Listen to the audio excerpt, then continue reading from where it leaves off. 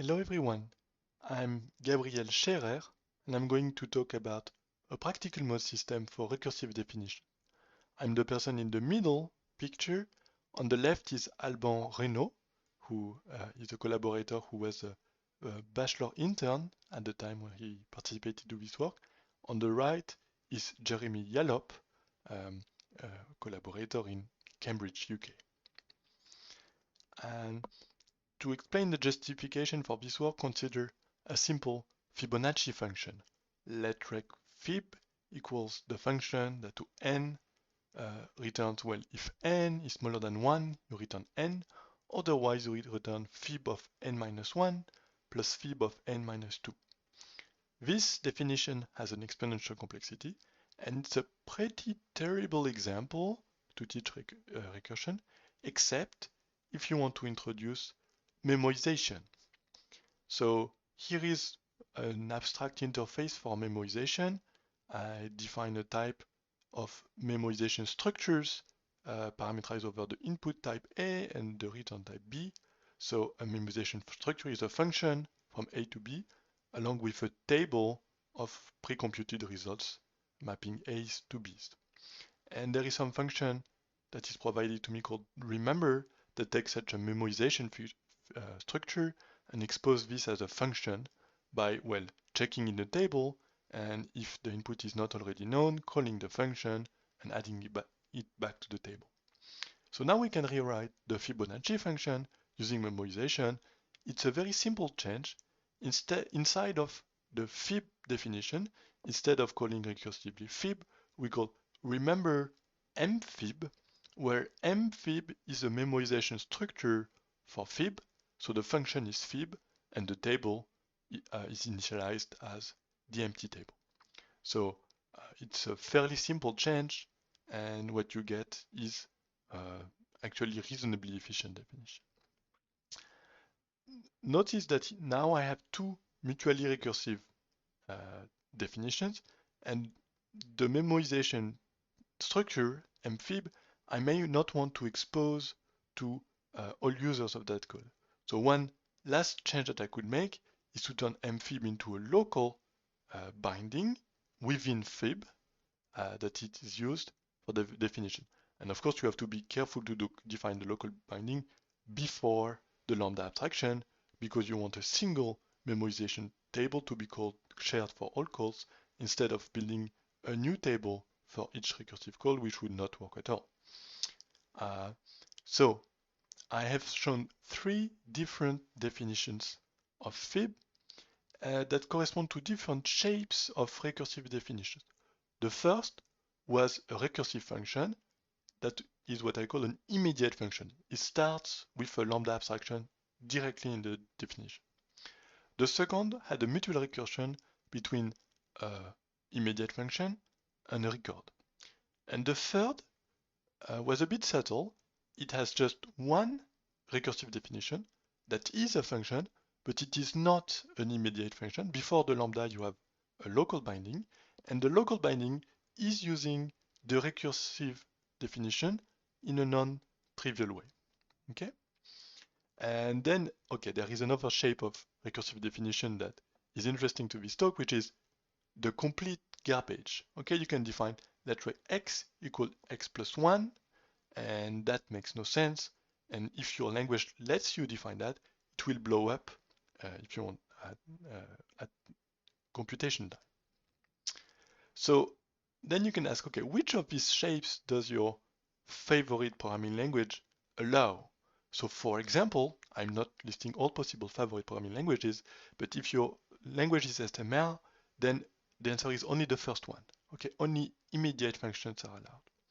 If you are using Haskell, all of them are allowed. They will happily type check and be evaluated. And well, actually the last one just as well. You get bottom. If you force it, it will blow up. OCaml and F# try to be more permissive than SML, but more picky than Haskell.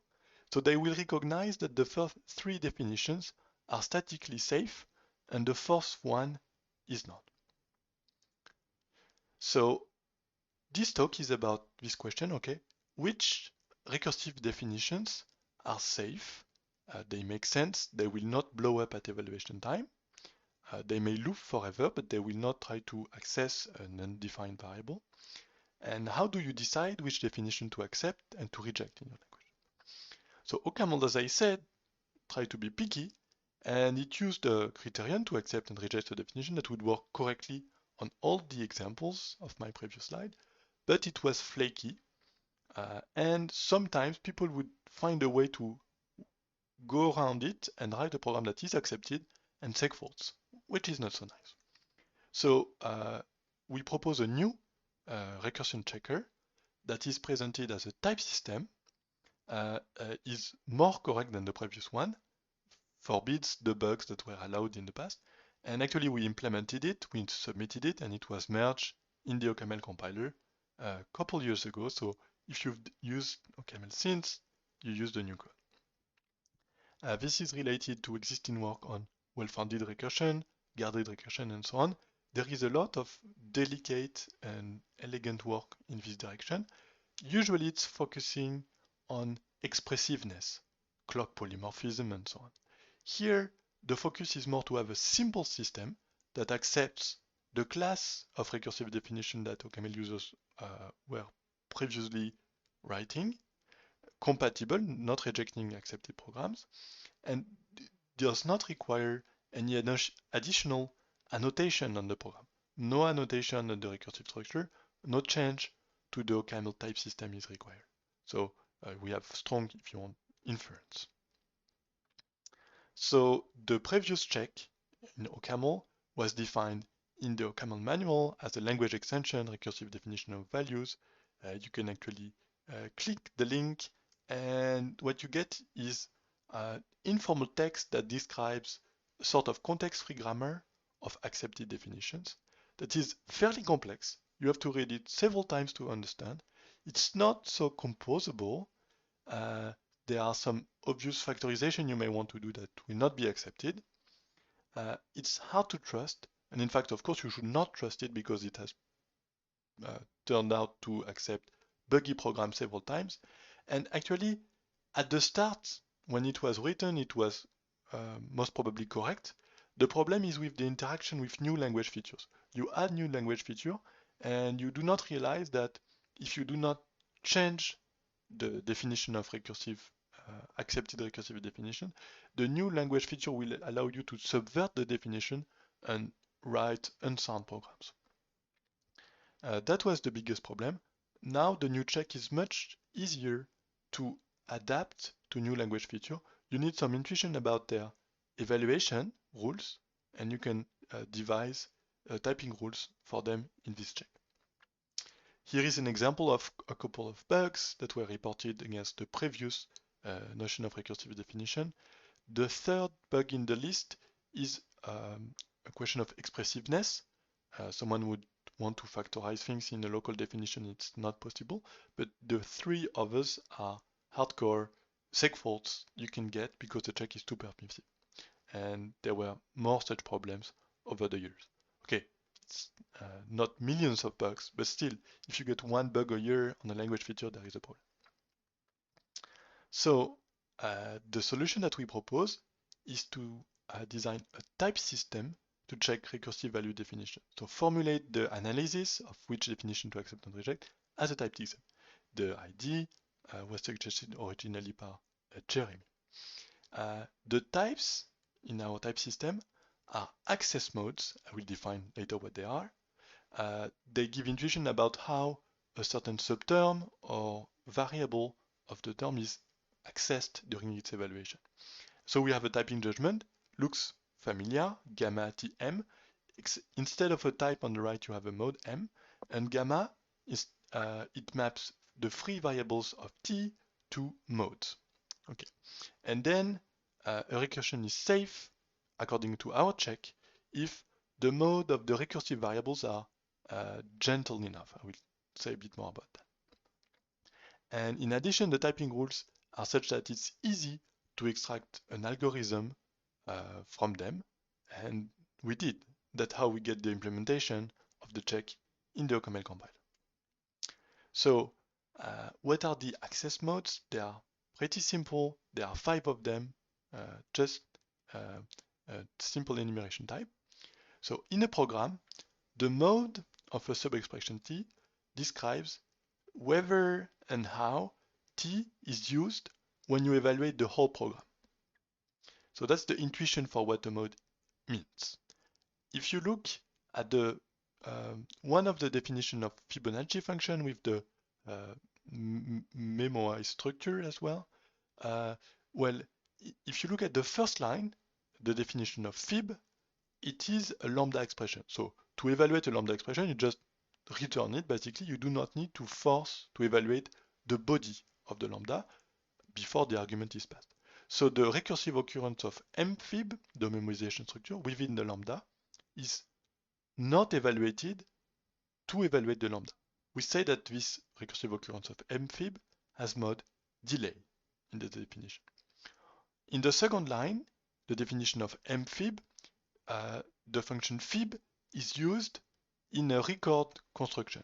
So it's not passed to an arbitrary function. There is not a rich computation that is made on fib. It's passed to a data constructor. And we say that this use of fib has the mode guard. It's a reference to the notion of guarded recursion that precisely is guarded under constructors. Finally, in our bad example, let's write x equal x plus 1, you can see that the recursive occurrence of x on the right of the equal sign is used to compute an addition. So its value needs to be known at this point, and it's not yet. So this is why this example does not make sense. We say that this recursive use of x has the mode dereference. So we have seen 3 different modes: delay, guard, and dereference. There are 2 extra modes in our system. Return, which is the mode of a variable or a subterm that you evaluate and you just return it without guarding it under a constructor. And ignore is the mode of a variable that you do not use at all. Okay, so 5 modes. The mode typing judgment, so what's the meaning of it? I will describe it with an example of a mode typing judgment with a term t with just one variable x at mode mx. So there are 2 ways to read it, from left to right, to say, okay, if x is safe at mode mx, if I'm allowed to use x at mode mx, then t can be safely used, evaluated at mode m. From right to left, the interpretation would be, if you want to use t at mode m, then you need to have access to x at mode mx.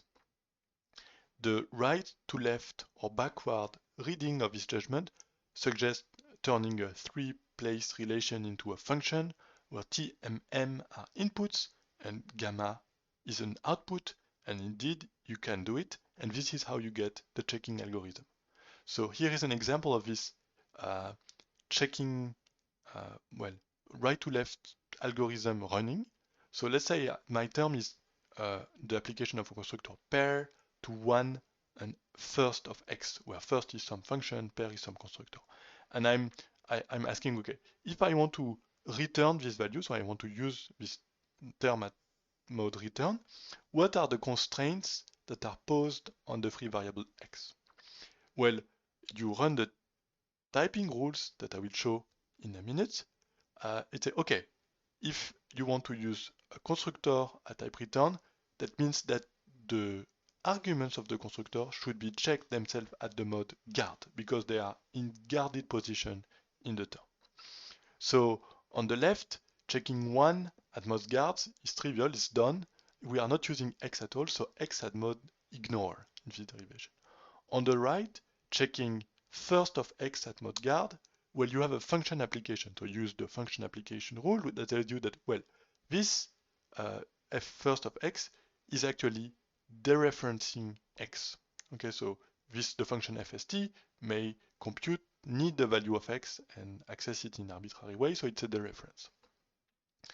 Then we have a variable rule that tells you, hey, if you need x at type dereference, well, you better have x at type dereference in your context. So same for fst of x. And then to compute the final mode of the free variable x, you look at the 2 subderivation, and you take the most demanding mode of the two, which is the reference. So here our algorithm computed the fact that if you want to use pair of 1 and first of x at mode return, then you need to use x at the mode dereference. So before I introduce the typing rules, I need to introduce an operation on the access modes, which is the composition operation. And the intuition for this operation is the context. So you can think of the mode of a variable x or a subterm t inside a context c of t as a of x, sorry, as a property of the context c. Okay, so it's the mode that c imposes on its whole. So there are many contexts with a square hole. So here are some examples of typical contexts for each mode. The context 1 that does not use the hole at all is a context that ignores its hole. These two contexts, lambda y, box, square, or lazy hole, are delay contexts, so they delay the evaluation of the hole. The application of constructor k to the hole is a guard context. The hole itself is a return context, so it's a context which will evaluate its hole and return the value. This is another example of a return context. Let y equal e in hole, and then these are dereference contexts, so they need the value of the hole to be available, and they need to inspect it to go further in computation. Well, in the case of f of hole, whether f will inspect the value or not depends on the definition of f, but here we are pessimistic, so if we see a free variable used as a function, it's just, we assume the worst. So these are examples of contexts that use their hole in a corresponding mode. And then if you take two contexts, C and C prime, and you plug them together, well, the idea is that the mode of the hole in this composed context corresponds to what we define as the mode composition. So if M is the mode of the hole of C and M prime is the mode of the hole of C prime, we write M bracket M prime to describe the mode of plugging C prime inside C. So I'm defining a new operation on modes, mode composition, M bracket M prime, and basically we came up with a, if you want, a multiplication table by looking at all the possible combination, combining the context and asking ourselves, okay, what in my intuition should be the mode for that? And the table that you get is like that. Okay, the details are not so important. Well, if the outer context C ignores its hole, then whatever you do inside it, the hole will be ignored. Same thing in the other direction. If the inner context C prime ignores its hole, then whatever C does, the hole will be ignored. So ignore is sort of a cancelling element. If you have delay around and the mode design is more constraining than just ignore, the result is delay. Okay, if it's ignore, the whole thing is ignore. But if it's not ignore, the delay wins. If you have guard on the outside, well, either inside you just return, and this is guard again. So if you have a data constructor inside, you have something that just returns its value. It's guarded by the constructor. And the guard on an M that is not returned acts as the identity. Return always on the outside acts as the identity. And then the reference for any mode that is more constraining than ignore is just the reference. In particular, if you look at these two contexts here, I have a function that is, the argument that is passed is lambda x whole, or I have a lambda abstraction and instead I inside and apply a function to the whole. They are justification or counterexamples to the idea that this composition operation would be commutative. It's not. So if you have a delay inside a delay inside the dereference, such as here, f may call the function to get the result, and then it may again difference the result. So this whole thing is a dereferencing use of the whole. So on the left you have dereference. On the right, if you have a dereference inside a delay, like here, well, the whole thing is delayed, so you get a delay. So the two things are different. Dereference on the left, delay on the right, not commutative. So now I have defined my mode composition operation, and I can show you the typing rules. So just one as a starter.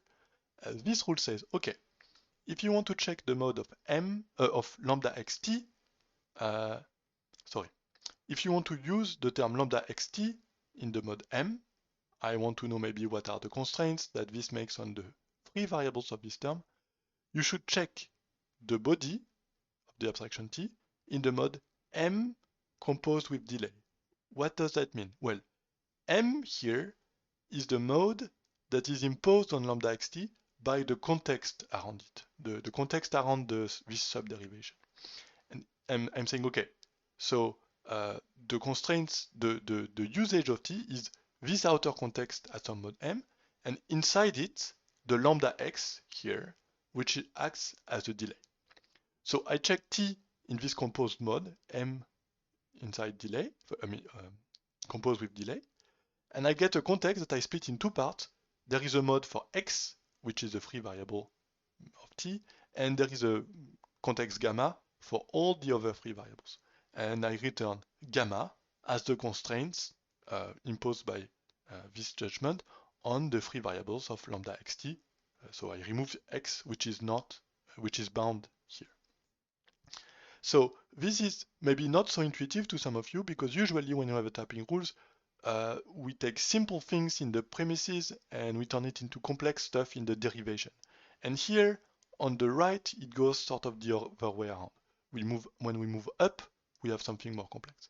So let's look at an example. Suppose that I have this recursive definition, let rec y equals k of lambda xy. To check that, in the middle of it, I'm going to look at this derivation here. We have lambda xy at a mode guard. The guard comes from the k. Okay, so how do I check? How do I apply my typing rule? Well, I should check the body y at the mode guard composed with a delay. And what this is, I go back to my composition table. This is just a delay. So in this case, there is one rule that applies. We haven't seen it yet, the variable rule. So that means, okay, I need to have y at mode delay. And there we go. Y is not x, the lambda variable. So the context gamma, in this case, is y delay. So if I want to use lambda x y at mode guard, I'm using y at mode delay. This is how I use the typing. So now let's look at all the typing rules. So I have a variable rule, very standard. I have subsumption or conversion rule. So if I want to check t at mode m prime, and m is actually a more constraining mode than m prime, then I may check t at mode m. I will not make wrong guesses by that, although I may have slightly less precise modes on the demands so I'm pessimistic on the demands in gamma. This is the lambda rule that we have seen before. The dereference rule works fairly similarly, so I want to check the application tu in some ambient mode m. I'm going to check t and u in the mode m, and inside it a dereference, so composed with a dereference. I get two contexts, gamma t, the demands coming from t, gamma u, the demands on the free variable coming from u, and then I will do a sum. The sum is not a disjoint union, so the comma is a disjoint union in this notation, but the sum is not. If the same variable is used on both sides, I just have to take the most demanding mode in the result. For the constructor, so I have a constructor k applied to many ti's. At ambient mode m, I check each of the ti in the mode m composed with guard, and then I do a big sum of all this context gamma I. There are some rules for pattern matching, and then there is the difficult rule, which is the rule for let rec, of course. So let's suppose I have a definition, the recursive definition, let's write x equal t in u at mode m. I want to say, okay, what is the mode? What are the demands on the free variables in t and in u? Well, let's first ask, okay, what are the demands on the free variable of u at mod m? I will see the demand gamma u on all the free variables but x, and x, I'm writing the demand as the mode of x in u. And then for t, I will ask a different question. So t is not used at mod m in this derivation. So I will do something a bit tricky, which is to ask for the usage of the variables of t if t is at the mode return. If I just wanted to return t. So I will get again, okay, some usage gamma t and some specific usage m of x in t. And so the idea is to do the sum of both demands from gamma t and gamma u. Gamma u I will use as is, but gamma t is not quite right. Why is it not quite right? Because I'm not, so in practice, the value of t goes to x and it will be used in u. So if I want to talk about the usage of the free variables of t, obviously that should depend on the way x is used in u. So instead of the mode return here, I could try to use something like mxu, but in fact what I will do, I'll talk about this in a minute, is to add to gamma u, not gamma t, but mx in u composed with gamma t. So inside I have a context mapping variable to mode, and each of these mode, instead of the mode m, I will compose m of x in u with m. The side condition here says that I will only accept this definition if the mode of x in t is less demanding than guard. So it's guard, delay, or ignored. If it's return or dereference, this definition contains a vicious cycle, and I should reject it statically. So this is the part of the type system that acts as a check. It will reject some definitions. So the rule looks a bit complex. Unfortunately, we are not completely done yet. Why is that? Because when I write that, I'm a bit too optimistic. So let's suppose that u does not use x at all. So m of x in u is ignored. Then that would be ignore again. Pointwise ignore on all the free variables in gamma t. This is not correct because we are in a call by value language. So even if u does not use x, t will be evaluated and its value will be discarded. And if we do not account for this evaluation, we may accept programs that actually will blow up at evaluation using a call by value evaluation. So what we do is, instead of using mxu here, we use a slightly different definition, m prime xu, which is the most constraining of mxu and guard. So guard accounts for evaluating something without returning the value in this case. Okay, so here we are. We have the full rule for let rec x equal t in u. It's a bit of a mouthful. Finding the right rule here was a large part of Alban's work, and we were happy with that. It matches our intuition. We implement the system, we get a nice check in the OCaml compiler, job done.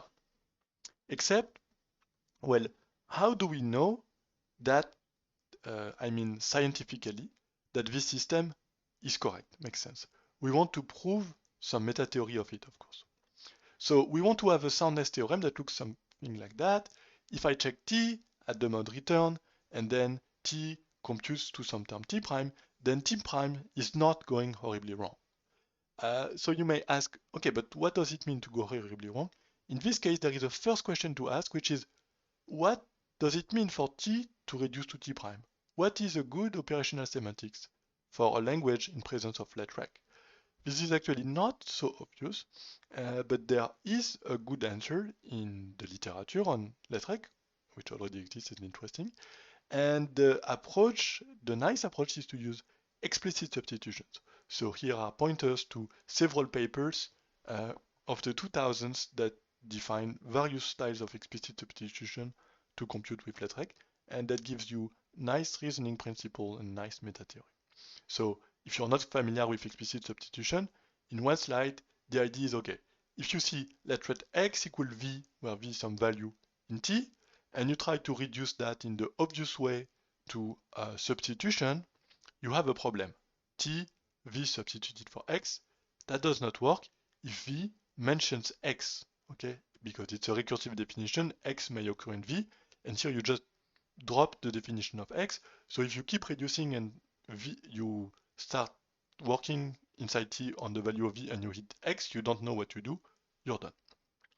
So instead what you do is to, of a substitution, is to keep this fragment of the context, let rec x equal v, around as an evaluation context.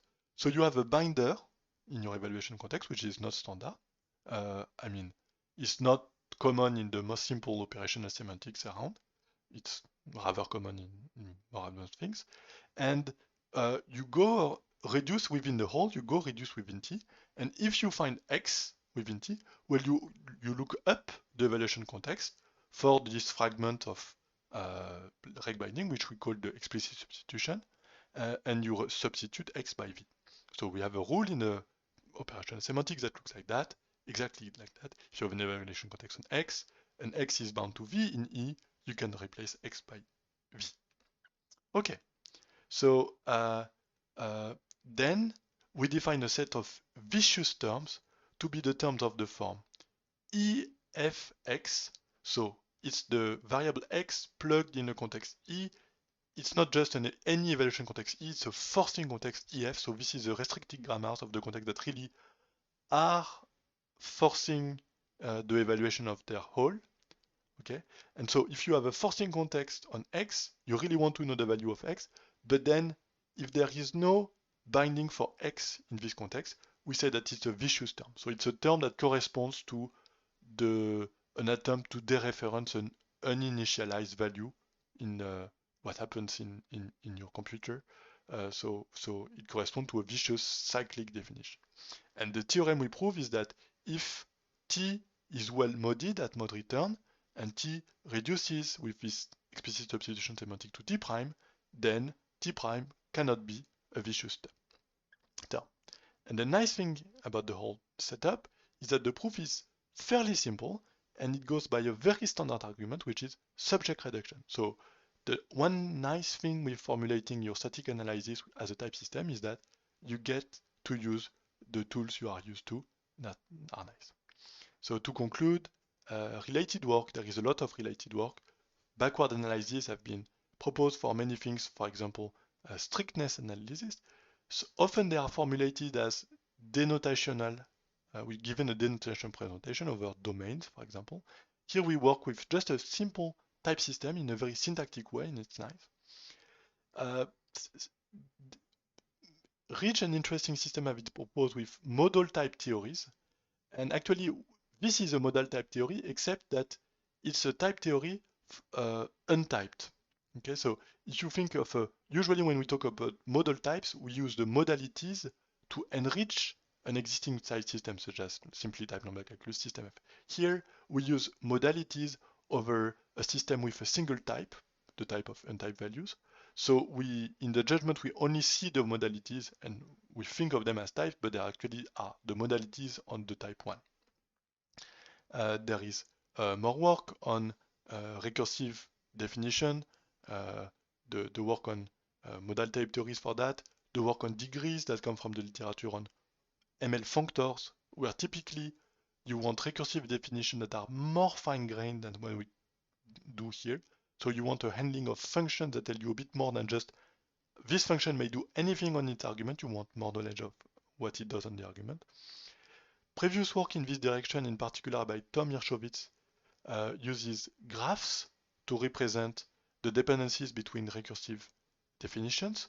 So the type system includes graphs as object, first-class object. We don't need to do that. And there are various choices of operational semantics. So to conclude, if you want to see more details about your work, you can see the full paper on arXiv. Thank you.